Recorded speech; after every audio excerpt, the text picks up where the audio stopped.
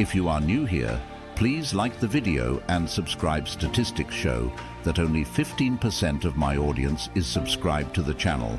So if this content has helped you in any way, I ask you to subscribe and hit the notification bell. Hello there. Before you think about skipping ahead, let me say this. What you're about to uncover isn't just another list of personality traits. This is ancient wisdom from Stoic philosophy. Wisdom that has endured for thousands of years and still holds the power to transform how you understand yourself and those around you. This isn't a collection of generic advice.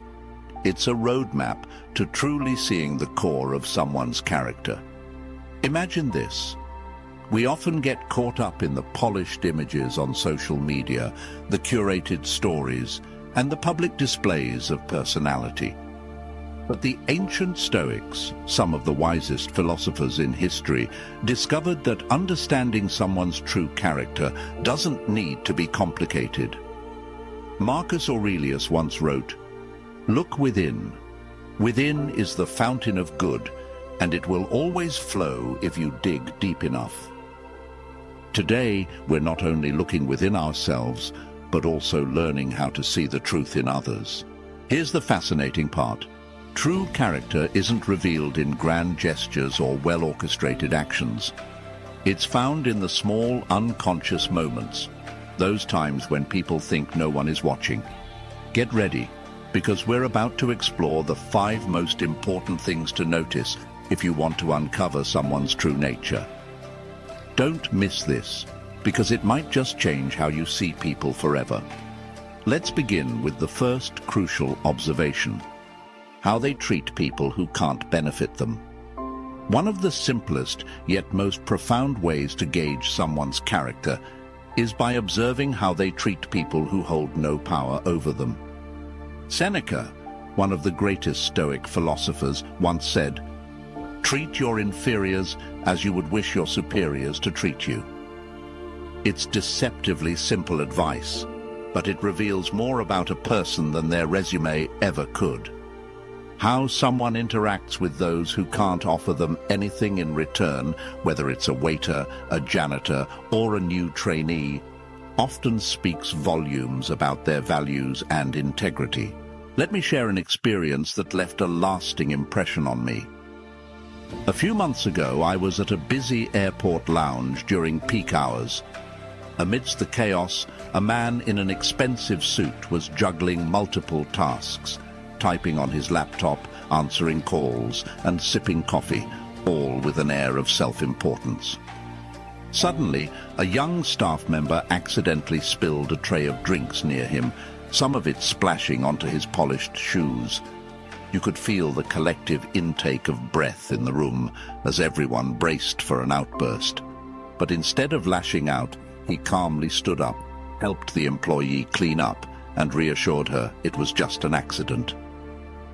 He even went out of his way to ask if she was okay, offering her a smile that likely turned her anxiety into relief.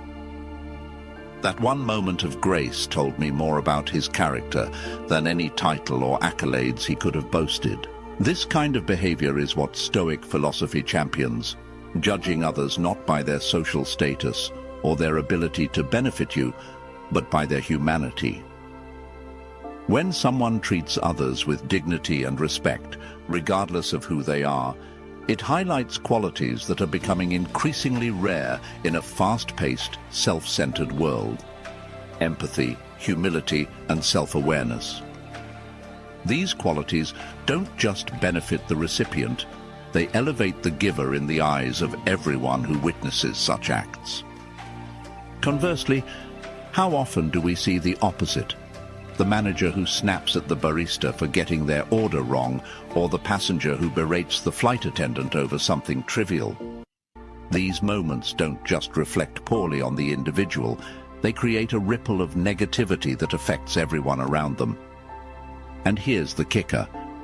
No one respects the person who belittles others to assert dominance. It's a clear indicator of insecurity and a fragile ego. The solution is straightforward, but not always easy. Cultivate an intentional mindset of kindness, especially toward those who are often overlooked. This doesn't mean you have to be a saint or overly generous. It's about pausing to recognize the humanity in others and treating them the way you would want to be treated in their position. The beauty of this habit is that it requires no grand gestures. Sometimes a genuine thank you, a smile, or a few extra seconds of patience can leave a lasting impact on someone's day and on how others perceive you. But here's the deeper value of this practice. Treating others well when you don't have to isn't just about them. It's about who you are when no one is watching. These small acts reinforce your own character, strengthening your sense of self-worth and fostering a reputation for reliability and kindness. It's not just Stoic wisdom. It's a universal truth that people are drawn to those who make them feel valued, even in fleeting interactions. So, the next time you're tempted to brush someone off or react harshly to a minor inconvenience, pause and ask yourself, what does this say about me? It's in these seemingly insignificant moments where your true character shines. By consistently choosing kindness and respect, you're not just elevating the people around you, you're elevating yourself. That, in turn, earns you a form of social status far more meaningful than any promotion or paycheck, genuine respect and admiration. And who wouldn't want that? The second observation is how they handle minor inconveniences. Epictetus taught us that what matters is not what happens to you, but how you react to it. While anyone can maintain composure during life's big challenges when they know they're being watched, it's the small daily annoyances, like a wrong coffee order, slow traffic, or a buffering internet connection, that truly reveal our character. Marcus Aurelius wisely observed, "Choose not to be harmed, and you won't feel harmed. Don't feel harmed, and you haven't been." These words perfectly capture how we deal with minor inconveniences, which often serve as a window into our true selves. Think about it for a moment. Have you ever noticed how some people can face a cancelled flight with a smile and immediately start searching for solutions, while others lose their temper over a slightly lukewarm meal? This isn't just a coincidence. It's a reflection of who they are. These small moments aren't just mundane occurrences. They're tests of character. Anyone can make a good impression during major events when they've had time to prepare. But when life unexpectedly throws a minor hiccup, like a long line at a coffee shop or a traffic jam, our natural reactions are the real measure of who we are.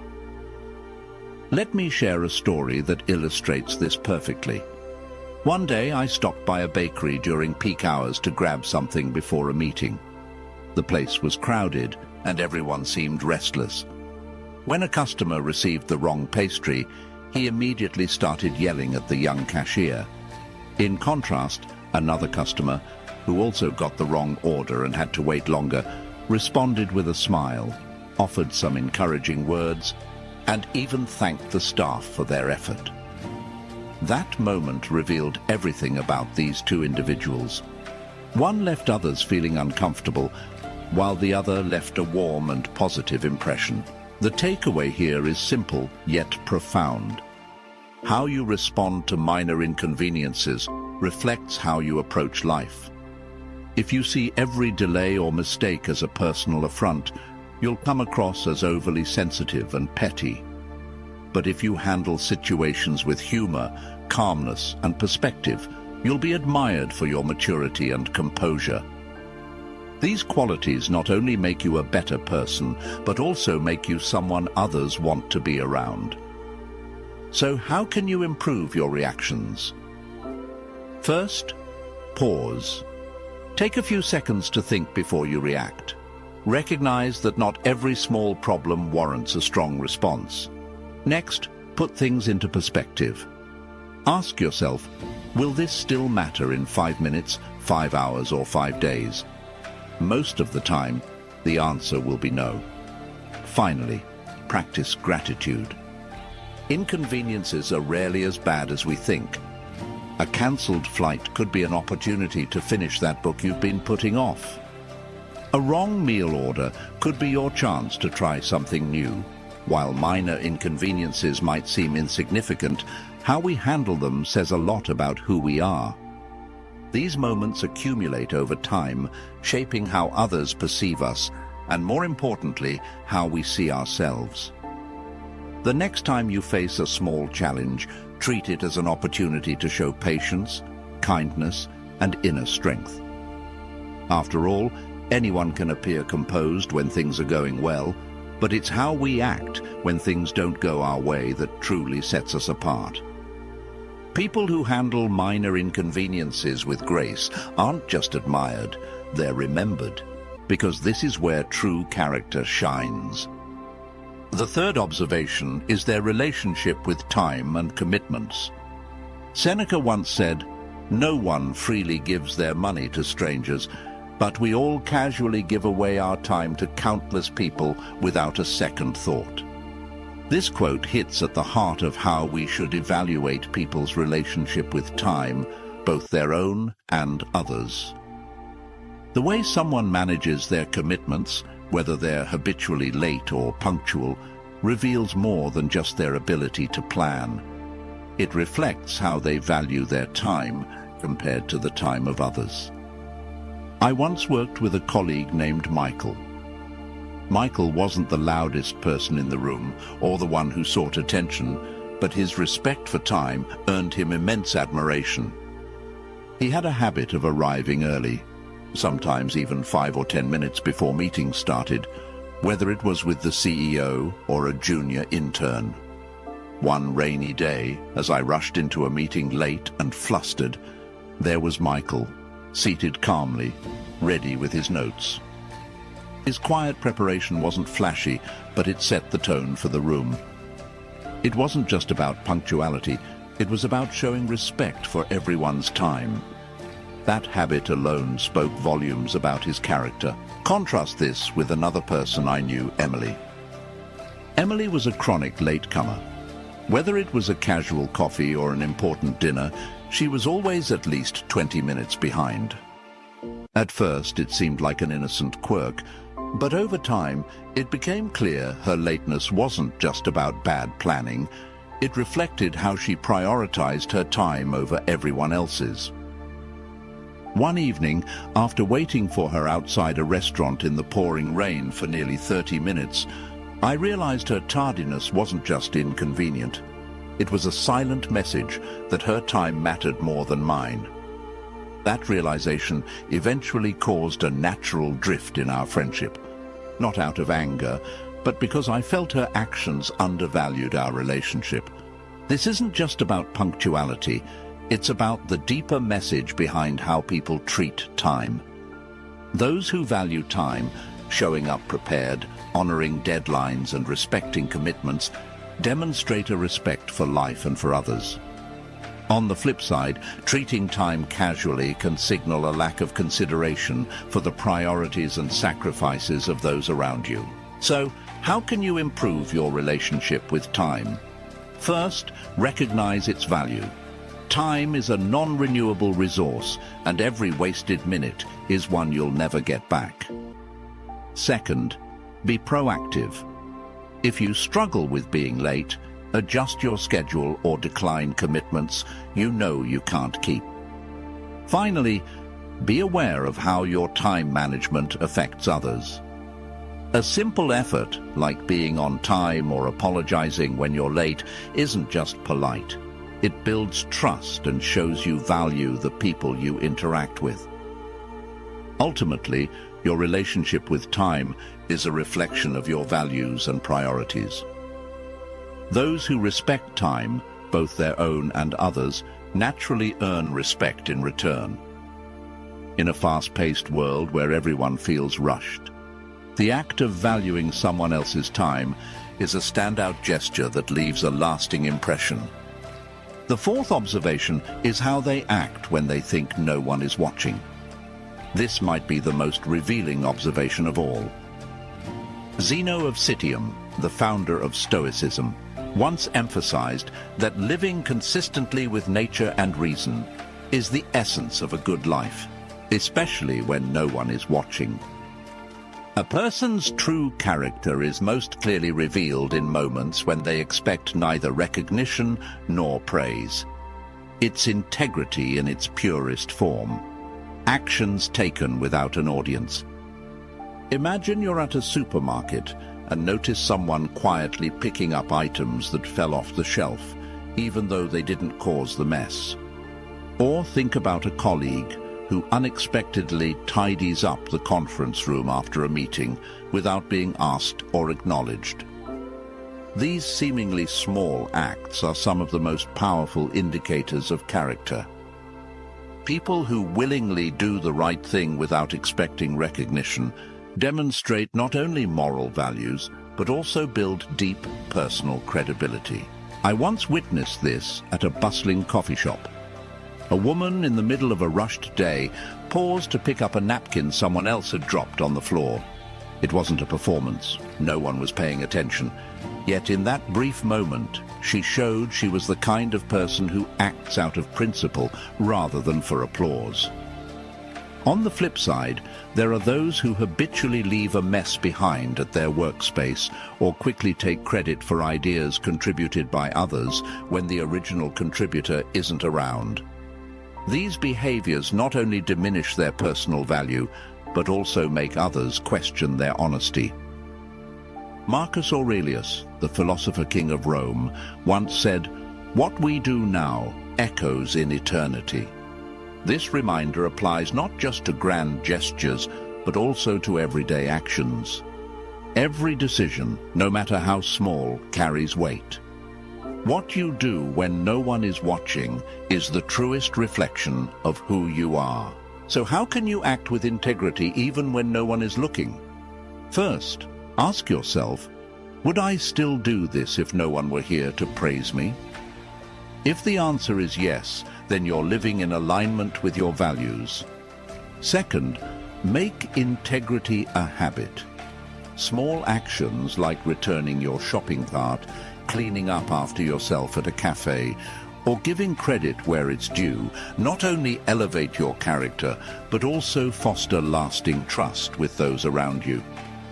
Finally, remember that you don't need others to validate your character. It's the quiet things you do in solitude, without an audience, that truly define you. Don't underestimate the power of integrity. It not only makes you a better person, but also profoundly impacts the way the world perceives you. The fifth and final observation is how they handle power, even the smallest amount. There's a saying, if you want to know someone's true character, give them power.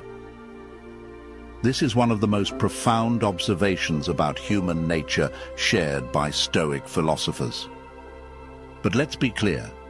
The power we're talking about here isn't necessarily that of a CEO or a high-ranking official. Sometimes, the smallest forms of power, like managing a schedule, making a decision in a small project, or having the ability to help someone, reveal the most about a person's character. Think about a simple situation.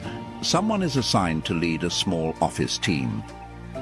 They could use this new role to support, encourage, and elevate the group's performance, or they could leverage it to impose authority and make others feel inferior.